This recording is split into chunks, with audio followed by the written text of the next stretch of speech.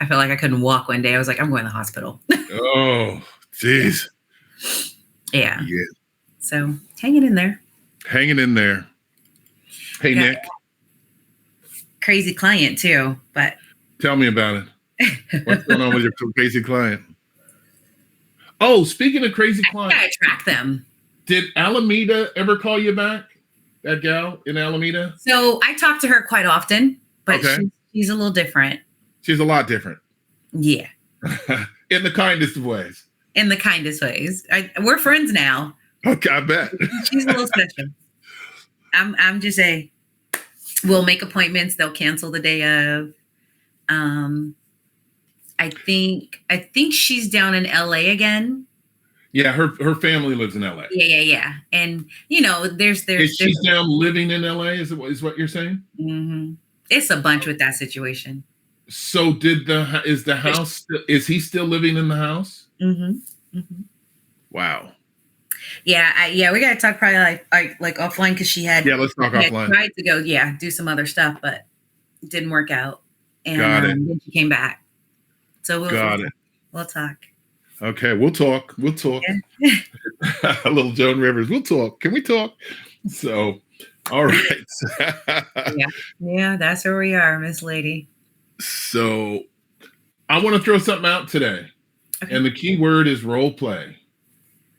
So we talk a lot about this gig, about what this looks like, but honestly, a lot of scripts and dialogue. So I wanted to talk a bit openly today. I know last week I talked about going over tie down. So does everybody know what a tie down is? Is everybody familiar with what a tie down is or have used them? So let's talk a bit about tie downs. Tie downs are one of my favorite things. It is one of the best sales tools you can ever use. So since I'm looking at you, Jaynette, I want you to sell me something. Anything in your house. I want you to sell me something. Not that. This key back here.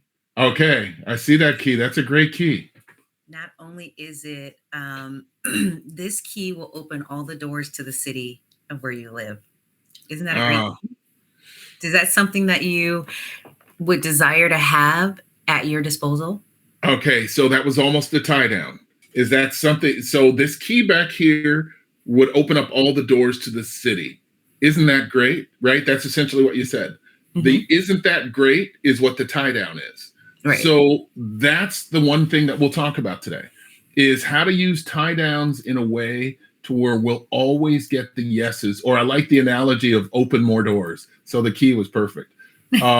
A tie down is absolutely that thing that, hey, Lupe, that gets people to say yes, that gets the head nodded. The one that, people are literally kind of going, oh, yeah. So when you look at a sales process or a sales cycles, and again, we were talking last class about people want to do their own thing. Everybody has a different way of doing things. I submit that that's a fallacy. So I think everybody knows I used to work in medicine and, blah, blah, blah. But the thing of it is you don't have doctors, clinicians, nurses all doing their own thing. Just never going to happen, right? It's like, yeah, you know what? I know an IV goes in this way, but I'm going to do it this way. Just doesn't happen because you'd have a lot of dead folk. That's kind of how it is. So when you talk about learning a process and how things work, there are mutable facts that really don't change. And once you know the system, you can augment a system, but they're not new things. So they're not things that you create variants to. So when we talk about like a sales process or a sales cycle, there is a rhythm that every salesperson uses. So last week, I talked a bit about, I used the analogous of a car salesman. All car salesmen across the world, at least in the United States, I can't say the world, but I can speak to the United States. All new tongue. All salespeople that sell cars do the same thing. It literally is, I told you, they don't sell on their feet, which means they don't try and sell you a car out in the lot. Oh, you should buy this car. This is the best car. It's the only blue car on the lot. None of them do that. They all do a thing, which is, hey, you know what? Let's go inside and talk about it. because they know they can't sell on your feet. A, you have the ability to run away. No, I don't want to do this right now. Or you'll feel pressured and feel like you're being sold, which are things that we all frequently avoid. We love to buy, we hate being sold. So how do we employ things like tie downs in our daily conversation? Most of you do them without even knowing that you do them. Just like Janette, even though she probably knew what she was doing, she didn't know what it was called necessarily. But she pointed to the key behind her and she said, hey, this key will open up every door to the city that you live in. Isn't that great? Right? It's the isn't that great part that we want to start to incorporate in our day-to-day conversation. What are some other tie downs that you guys might think that we use on a daily that can be incorporated in your sales skills? Isn't that great? Aren't they? Aren't you? Hey, I'm happy to see you. You're happy to see me, aren't you? Well, yeah. Or if they really didn't want to see you, they'll punch you in the nose. But it's those kinds of things. Can't you? Couldn't it? Don't you agree? That makes sense, doesn't it? You'll hear me say that all the time. Does that make sense? That makes sense, doesn't it? And that's meant to get people to do this thing, to nod the head. Don't we? Shouldn't we? Wouldn't it? Haven't they? You guys kind of get the idea. So, Nick, I want you to give me a sales expression using a tie down. You with me, Nick? Okay, I'll come back to you, Nick. How about you, Lupe? Good to see you, Lupe. Guys know where your mics are?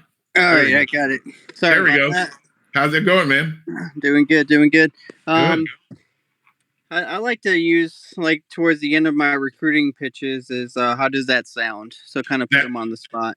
That's a great one. How does that sound is also what's called a conditional or a trial close. It's more of a trial close than conditional. So you go through your pitch and then you say, you're kind of testing the waters, so you're going to get this thing, this thing, this thing. We're going to train you up. We're going to do this thing. How does that sound? That's kind of a trial close, and it's kind of a tie down in the same way. Super effective, because now you're gauging if there's other questions, if there are objections that haven't been met yet. You're able to kind of flesh those out to where people can talk openly. Great style of close, Lupe. What are some other things that you do or say? When these guys are interviewing, they're interviewing with 20 other brokerages. I know that for a fact. Yeah. They're going on Indeed and they're applying everywhere. They forget what they're applying. So what I like to do is kind of just tell them, hey, I talk to 12 licensed people every week. And most of them that I talk to, they're talking to me because A, they're not getting the business, or two, they're not getting the support and they feel like they're at an island by themselves.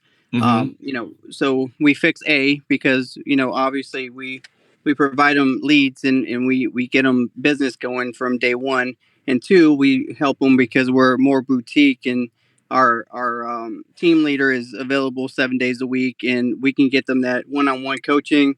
We can put them on the calendar for bi-weekly one-on-one mentorship. It's stuff that they can't get anywhere else. So we're already. So how do you close me on that though? You gave me a laundry list, but how do you close me on that? Because you said they're talking to 20 other brokers, right? So how do you close me on that? You gave me things. Well, broker B said they do the same thing. Broker C said they do the same thing. What would you say to close me, to lock me in? So in their head, they're going to talk to all these people because they're thinking that they're going to get one or the other. So with us, they're going to go ahead and get both of them from the start. So there's no. I got it. But how would you close me? Because I still have the option of choice. So I really want to work on the dialogue or get an understanding of the dialogue and have you to be able to share, because I'm sure it's wildly effective for you and Teresa, but, kind of lock me in. So just role play with me a bit. How would you lock me in? You just gave me all this cool stuff. So Lupe, okay, great. You're going to do coaching with me. I get to talk to the team lead anytime I want because they're available all the time. Now, how do you lock me in? What are the things that you say that are going to absolutely make me put pen to paper? I don't really give them an option, right? So I go through my spill, my 4 sections. Give it to me. Give me you didn't give me an option. Give me the words. That's what I'm looking for. Give me the words that are going to make me go, oh, Lupe, I'm in. Let's do it. Well, I mean, it'll take me 15 minutes to go through the spill, but then at the end, I'm say, okay, well, D, I'm going to go ahead and, after our conversation, I'm going to go ahead and send you our agent agreement. If they're in school, I'll say I'll get them the sponsor and broker form. Got it. As soon as I get that back, our team leader is going to call and introduce herself, welcome you to the team. Okay. So I don't give them an option. It's almost so like let me just role play with you, Lupe. So yeah, I appreciate it. Go ahead and send it over. I'll look it over. I haven't made a decision yet. Okay, D. Would it be okay if I follow up with you, say, next Monday? Does that work for you? Yeah, you can follow up with me next Monday. Okay, and that'll give me another opportunity, right? Okay, so the language that I want to work on today, right, is we all love to, continue the conversation. And I know you're a good closer. I just want to get at the language that we use to close, right? Which is part of the reason we use tie downs. It's part of the reason why we develop and understand things like assumptive closes, conditional closes. Can anybody give me an example of a conditional close and what's called an A-B close? Does anybody know an example of what something might? Let's go with an A-B close, because we use an A-B close every day, all day. As a matter of fact, Lupe just went through one, and I'm not sure if he knew he used it. Anybody know what an A-B close is? How to use it? So an A-B close is you said the words exactly. I don't give them a choice. Part of a sales process is giving the illusion of choice without giving the choice. So the most famous one, which was that we all know from a very pop culture movie. Everybody see The Matrix? Everybody familiar with that movie? Know what that's all about? What was the close that they used in The Matrix? And now it's used in everything from a pop culture standpoint. The red pill or the blue pill, right? That's the proverbial A-B close. So like Lupe's a recruiter. Lupe may say something like, so D, you can go to this other brokerage, they'll give you no training, no support. You won't have access to a broker, or you can come with us where you'll have constant access to a broker. You'll have constant training and supervision to help you grow your business. You'll have access to tech tools that'll help you grow your business. Which one would you choose? That's an A and B close. It's not an option of a no. Or a better one would be, we can give you coaching and training, or we'll have you come on board and you can work independently and then let us know, how much coaching or training you're going to use. See, that's an A-B close. You're going to come to my brokerage either way. I can let you work independently, or I can put you under a more structured program. That's an A-B close. We do it every day when we're making appointments. We do things like, listen, Mr. and Mrs. Seller, I'm going to be by this afternoon at 4. Make sure that, all the doors are open. I'm going to evaluate the entire property. Well, I'm not going to be home at 4. Well, that's an A-B close, because what it did was it took away the power of the no, and it gave you an option to now readjust the time. So it still works out to be a yes. And in the long and short of it, that's how tie downs work. So we all like to function more. Recruiting's a slightly different process, only because we're okay with sometimes delaying or deferring what we want the outcome to look like. But when we're talking about a sale, a different type of sale, like either a buy sale or a seller sale, we like the more immediate, because we know the more they move away from the initial appointment time, the less likely they are to work with you. So the immediate sale is, again, a series of tie downs. And essentially, there are about 18, and I went over a bunch of them, but there are about 18 significant tie downs that we use on a daily basis. Those are the things that literally we live and die by.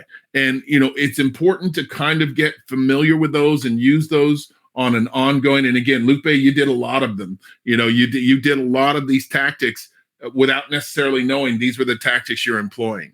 And as we lay these out, end to end, they make the sales cycle so much smoother, right? Even if we're brand new in the business, if we start to exercise the things that are used daily, then we start to have better successes at it. I'm going to wait until Jiro's not driving. Jiro's got a lot of solid tactics that he uses as well. But, one of these things that we really talk about when we're talking about laying out the dynamics of scripting, and again, I am the biggest fan of it, which is why you guys are here, is because we're constantly drawing nuggets. We're constantly creating nuggets so that we have the right words and expressions to say, and we're not thinking about them just off the cuff. In the last class we were in, someone said, "Oh, I just like to wing it," or, "I like to be more organic." I will submit that there really is no process of organicity in sales. Some salesmen, as a matter of fact, are very good at talking themselves out of a deal because they spend more time mitigating their discomfort and their nervousness than they do actually understanding what the close looks like, right? And we all know those people who will talk themselves right out of a sale. They just keep going and keep going and keep going. And then, the person's like, "Well, let me think about it."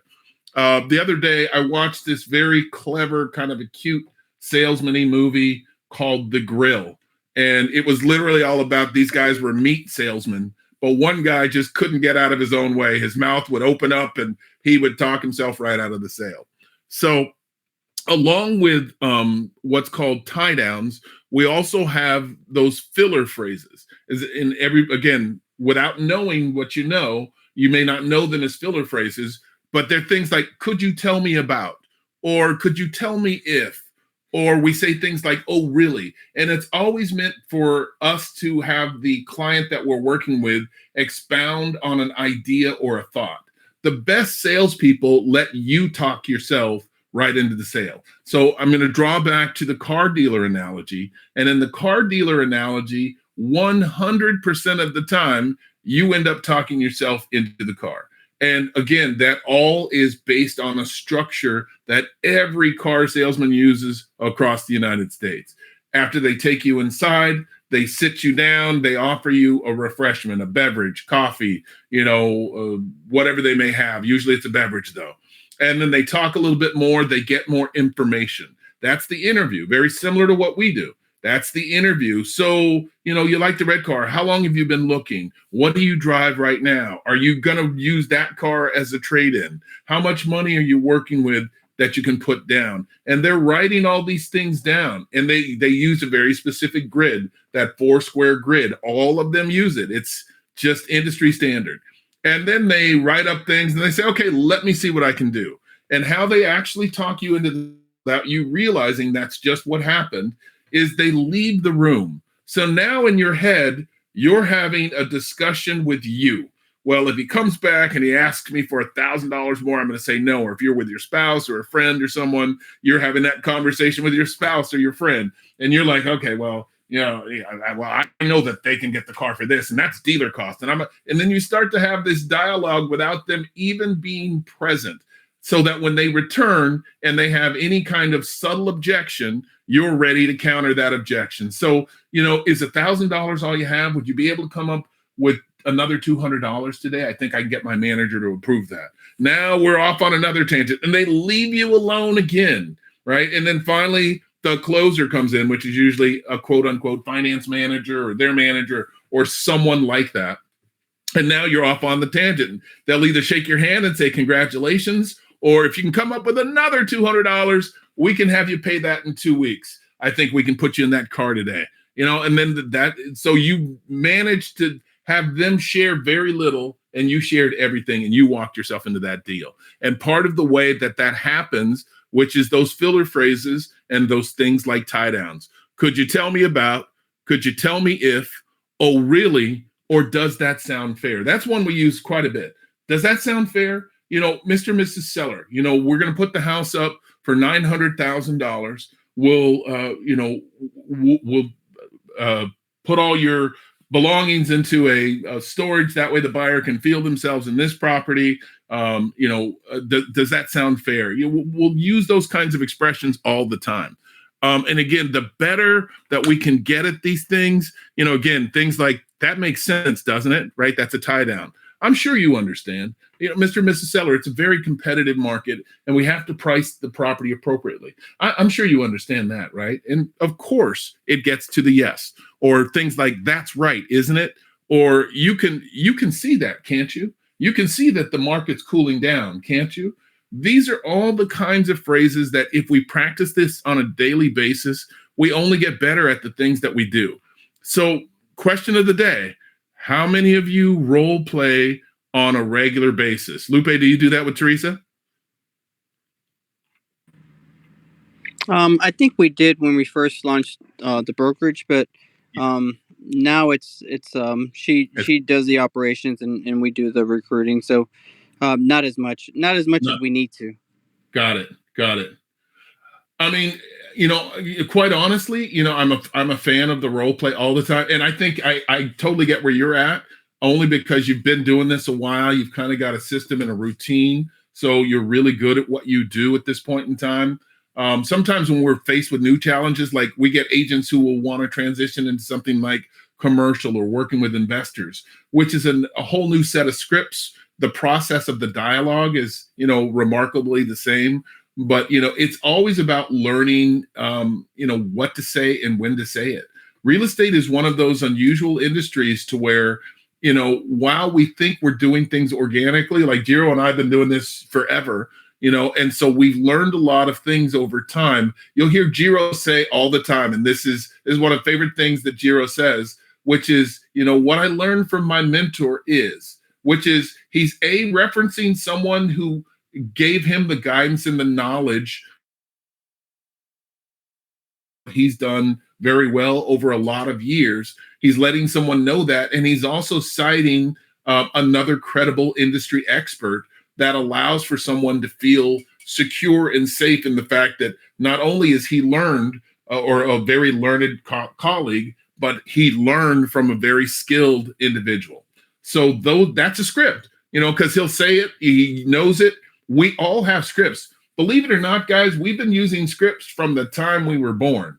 We don't call them scripts because we know them so well that we just think it's organic. We think it just is something that fell out of our mouth, when in reality, it's things that we've rehearsed so well over time, we don't even know it's scripting behavior anymore.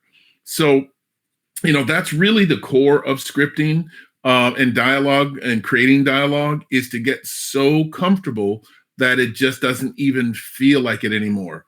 Again, the real reason why people in real estate don't like to use scripts or feel like they don't like to use scripts is only because they've all had bad sales experiences and they want to avoid those bad sales experiences. So they think by not executing on something that's necessary in the business that they're doing themselves a favor, when in fact they spend more unemployment days than they spend employed days.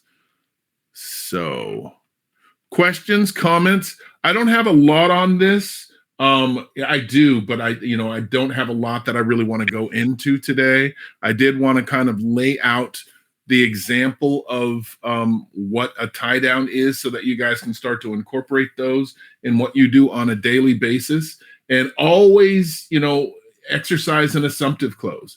An assumptive close is simply this, we do this often. So, Jaynette, when we list your house, one of the things that I want to make sure that we do is, you've got a lot of big, beautiful furniture. Do you have access to storage? That's an assumptive close right off the bat. What did I say that made it an assumptive close? When we list your house. When we list your house. I already start to use language as though we're working together, that we're already doing this thing, and there's no confusion about it. And that starts to lay out the groundwork or a foundation with them, like, oh yeah, you're going to be the person I'm working with, right? When we ask questions in a way that are open or unsure, like, if you list your house with me, maybe we can, those are things that absolutely denote that you're not ready to work with this person. And it gives them opportunities to say no. Well, my cousin's friend's nephew's brother's kid is a real estate agent. I might go with them, right? Because we all know a realtor. A couple of other test closes that you can use. Again, the assumptive close is always the best one. Love it. Works like gangbusters. Is why would you do that? Like if you were going to buy a house, by the way, did you know that did you bring your checkbook with you today? So the reason I use that one, or why I like that one, is when I was working with buyers, and this is back in the day, when I was working with buyers, we were still kind of writing offers on the hood of our car. I'm sure Giro remembers those days. We were, we didn't go back to the office and get on the laptop and do all that stuff. We were carrying around paper contracts.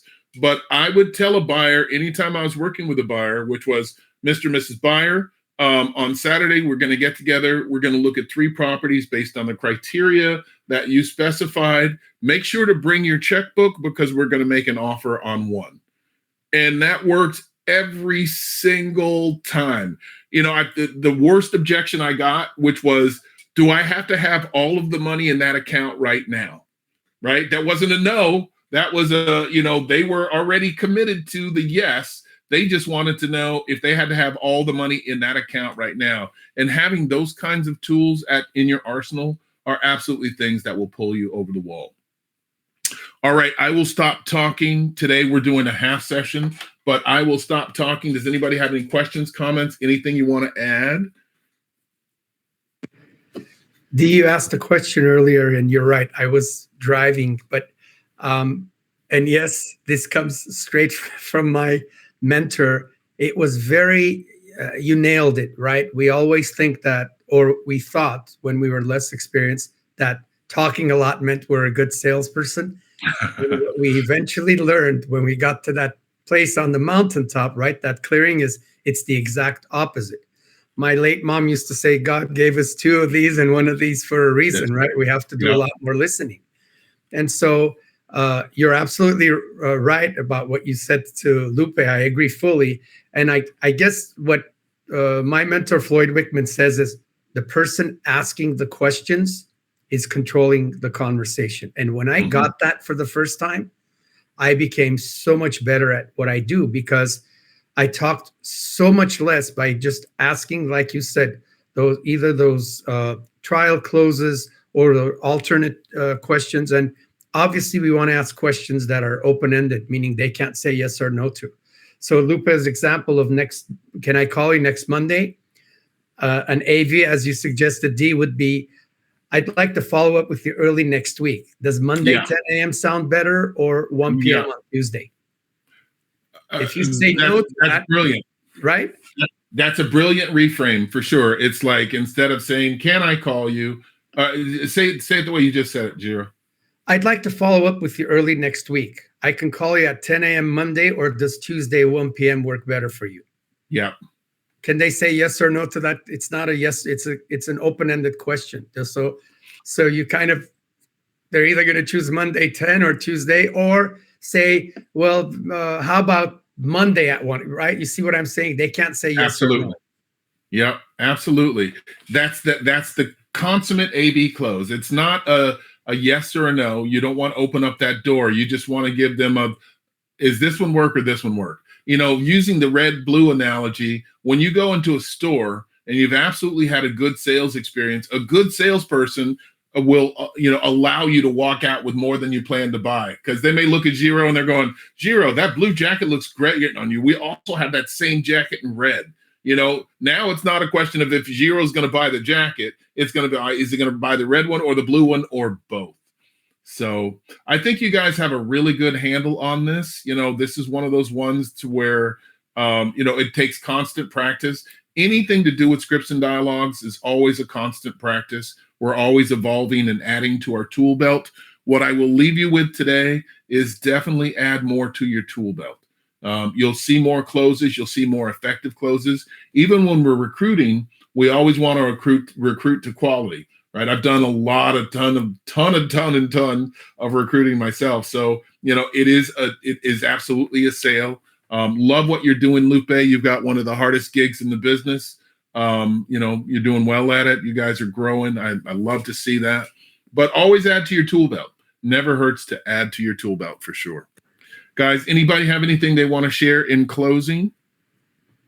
And continue to sharpen those tools. Continue to sharpen them each and every day, right? Add to and sharpen the ones that you have, right?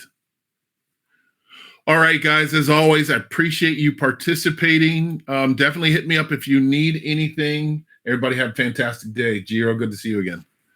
You and I will get together shortly. You too, D. Everyone have a great day. Thank you. Have a good day. Thanks. Bye, Lupe. See you. Have a good one.